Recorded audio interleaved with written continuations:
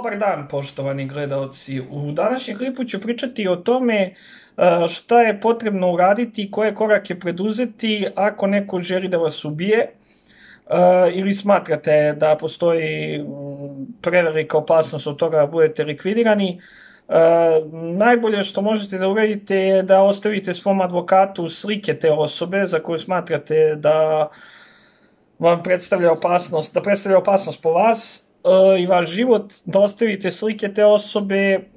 da bi on mogao da prosledi to policiji, zatim ili sudu ako se nešto desi, zatim da screenshotujete pretnje ukoliko postoje i da to isto prosledite svom advokatu. To je neka prva stvar koju treba uraditi. Druga stvar takođe koju treba uraditi je da se to prijavi sve policiji, a treća stvar, sad kako gleda na stvari, smatram da opet treba reći nekim licima bliskim koji su spremni da vas osvete, treba im reći od koga vam preti opasnost, pa onda nek ta osoba koja želi da vas ubije nek se razmišlja da li to da radi ili ne. Mnogi nisu pristalice krvne osvete, neki ljudi jesu pristalice,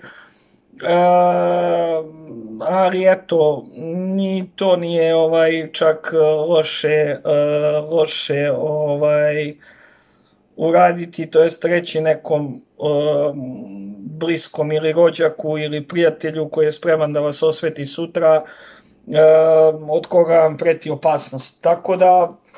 eto, to su tri stvari, znači prva je advokat, druga je policija i treća je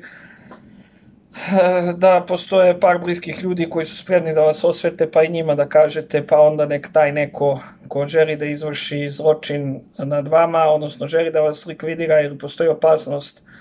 da budete likvidirani od strane te neke osobe, nek onda razmišlja